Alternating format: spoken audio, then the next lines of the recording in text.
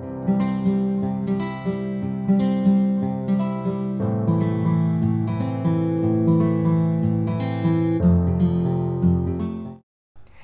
everyone, welcome to my YouTube channel. I hope you all are doing great. In our last videos, we have completed all the 8 theorems of this chapter, and if you want to cover those theorems, then please go and check the playlist.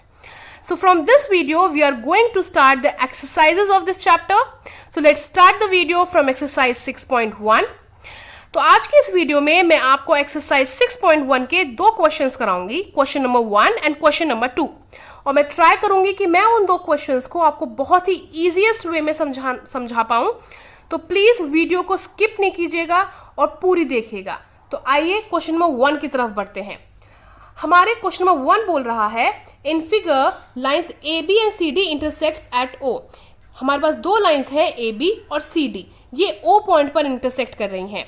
If angle AOC plus angle BOE is equal to 70 degree, अगर ये वाला angle AOC plus angle BOE इन दोनों का sum 70 degree है and angle BOD is equal to 40 degree, BOD ये वाला angle हमारा है 40 डिग्री, इसको यहाँ पे मेंशन कर दीजिए, BOD is equal to 40 degree. हमें निकालना क्या है, फाइंड एंगल BOE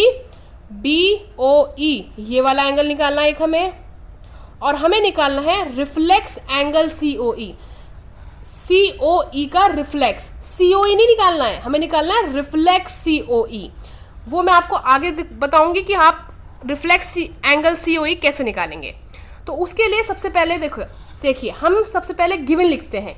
गिवन में मैंने लिखा angle AOC plus angle BOE is equal to 70 degree, जो क्वेश्चन में गिवन था सेम टू सेम वैसे ही लिख दीजिए। उसके बाद एंगल BOD हमें पास है 40 डिग्री, BOD ये रहा, BOD is equal to 40 degree, मैंने वही लिख दिया। उसके बाद लिखिए हमें फाइंड क्या करना है, निकालना क्या है, हमें निकालना है angle BOE and reflex angle COE। तो वही लिखा है angle BOE and reflex angle COE। तो आइए अपनी सोल्यूशन की तरफ बढ़ते हैं। सोल्यूशन में आपके पास है, अगर आप इसको देखेंगे angle AOC plus angle BOE is equal to 70 degree है और angle BOD is equal to 40 degree है। अगर BOD 40 डिग्री है और ये दोनों लाइंस इस पॉइंट पे इंटरसेक्ट कर रहे हैं, मतलब ये दोनों वर्टिकली अपोजिट एंगल्स हुए, और वर्टिकली अपोजिट एंगल्स क्या होते हैं, इक्वल। मतलब अगर ये वाला एंगल 40 डिग्री है तो ये वाला एंगल भी 40 डिग्री होगा, मतलब अगर एंगल BOD 40 डिग्री है तो एंगल AOC भी 40 डिग्री होगा।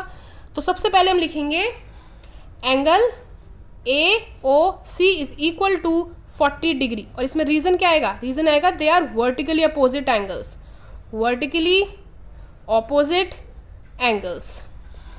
ओके, अगर हमें निकालना है अब एंगल BOE और हमारे पास आ गया है एंगल AOC, तो इस इक्वेशन का यूज करते हुए angle AOC plus angle BOE is equal to 70 degree, हम इसमें पुट करेंगे एंगल AOC की वैल्यू जो हमने यहाँ पर निकाली है।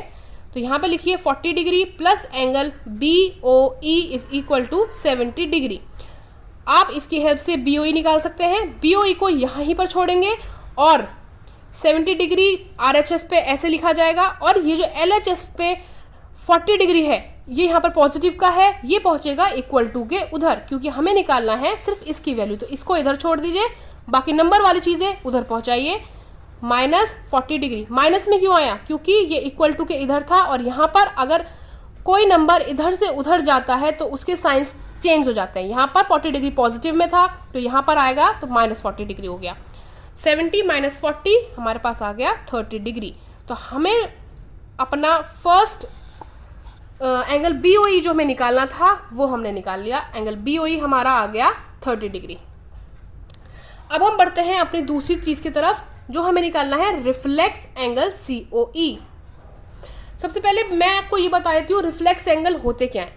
रिफ्लेक्स एंगल वो एंगल होते हैं जो 180 डिग्री से बड़े और 360 डिग्री से छोटे, या फिर आप ये बोल सकते हैं it's on the outside of the angle.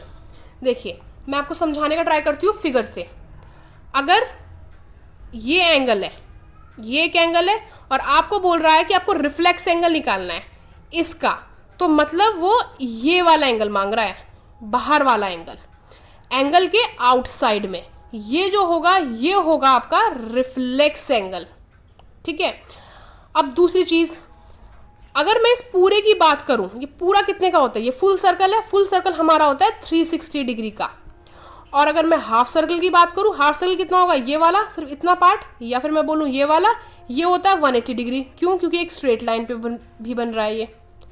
Okay, अगर मुझे सिर्फ ये वाला बाहर वाला एंगल चाहिए तो मैं क्या करूंगी, इस पूरे 360 में से मैं अगर इस छोटे से अंदर वाले एंगल को माइनस कर दूं तो मुझे ये बाहर वाला एंगल मिल जाएगा।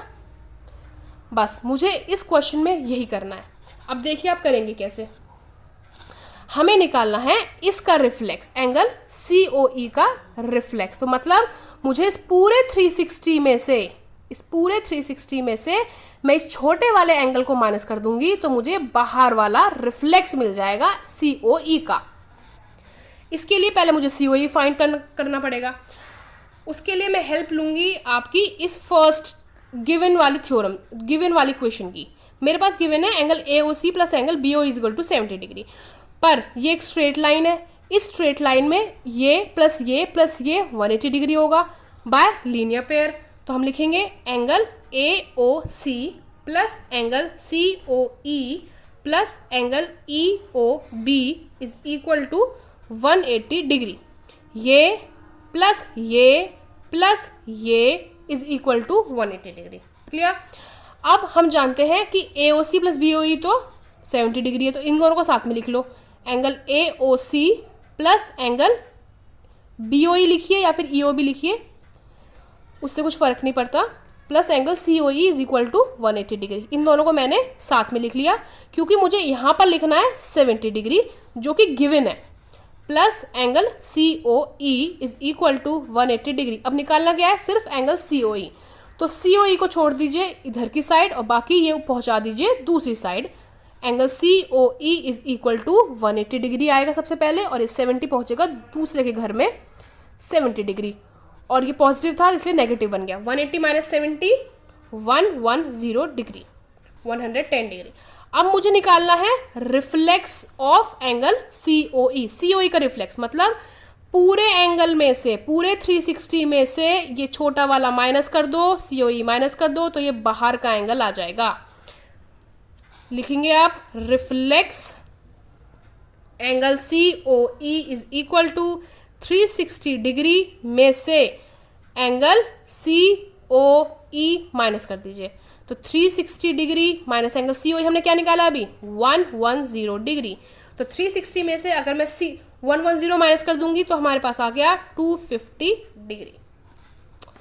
और हमारा ये क्वेश्चन यहां पर हो गया खत्म। हमारा एंगल BOE भी आ गया 30 डिग्री और रिफ्लेक्स एंगल COE आ गया हमारा 250 डिग्री। तो चलिए बढ़ते हैं अब अपने नेक्स्ट क्वेश्चन की तरफ। Question number 2। क्वेश्चन नंबर 2 हमारा कह रहा है in figure lines XY and MN intersects at O। XY line और MN लाइन एक पॉइंट O पर इंटरसेक्ट कर रही हैं। इंटरसेक्ट मतलब काट रही हैं। If angle POY is equal to 90 degree, angle POY ये वाला एंगल अगर 90 डिग्री है and A/B is equal to 2/3, A/B given है 2/3, हमें फाइंड करना है C। हमें ये वाला एंगल C हमें एंगल फाइंड कर रहा है। तो इस क्वेश्चन को सॉल्व करने के लिए सबसे पहले हम गिवन लिखेंगे। गिवन में वही है जो इसमें गिवन दिया हुआ था, angle POY is equal to 90 degree और A/B इज इक्वल टू 2/3। बस उसके बाद फाइंड, हमें फाइंड क्या करना है, हमें फाइंड करना है C। तो यहाँ पे लिख दिया हमने फाइंड C। अब हम बढ़ते हैं सॉल्यूशन की तरफ। सॉल्यूशन में हमने सबसे पहले लिखा let A is equal to 2x and B is equal to 3x। देखिए इस तरह अगर आपको कभी भी रेशियो में चीज़ें दी हुई होती हैं तो हम ऐसे लेट कर लेते हैं उनको x की तरह।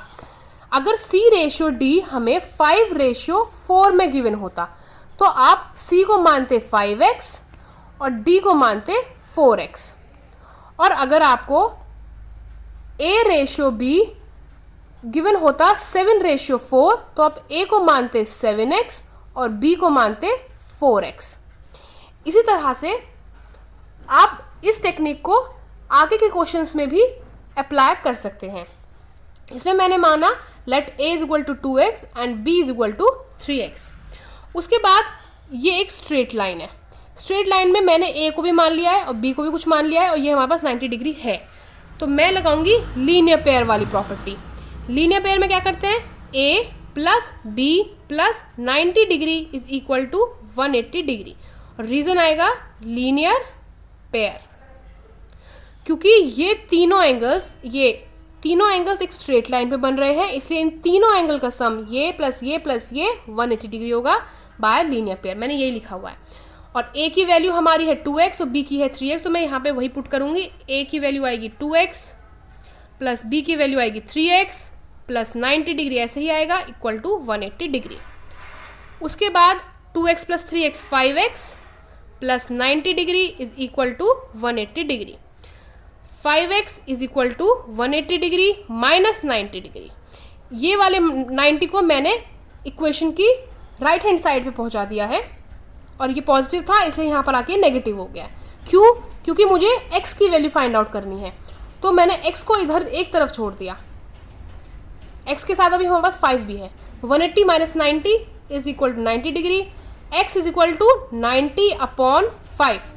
x और 5 मल्टीप्लाई में थे, तो ये जो x को छोड़ के जब 5 जाएगा दूसरी साइड तो ये मल्टीप्लाई वाला डिवाइड में पहुंच जाएगा। अब इसको आप कैंसिल करेंगे तो आपका आएगा 18। x की वैल्यू हमारी आ गई 18। अब देखिए हमारे पास a क्या है, a हमने मांगना था 2x।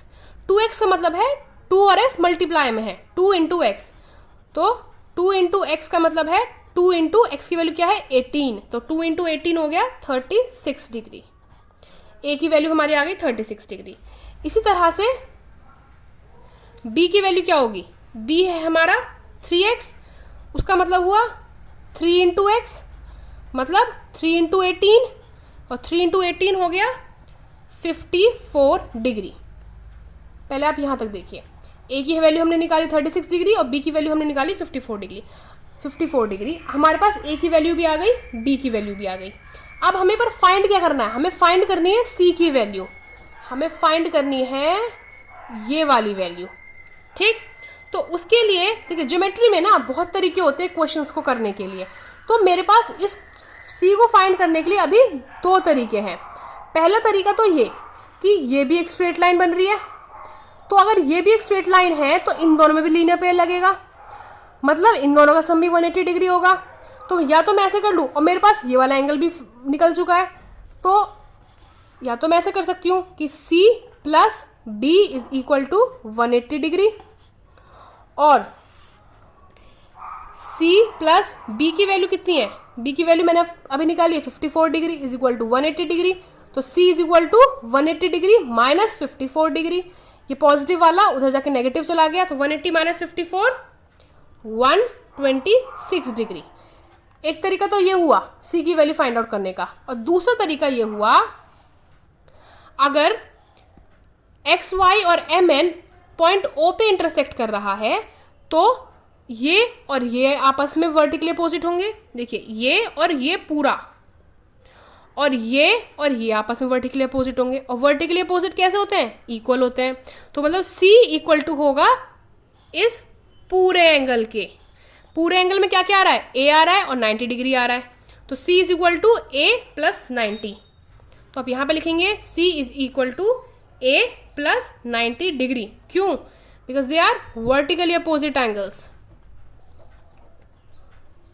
Vertically opposite angles. Okay, तो c is equal to a की वैल्यू क्या है, a की वैल्यू हमने अभी फाइंड आउट करी थी यहाँ पर 36 डिग्री। तो इसको मैं लिखूंगी c is equal to 36 degree plus 90 degree, that is 126 degree. c is equal to हमारा आ गया 126 डिग्री।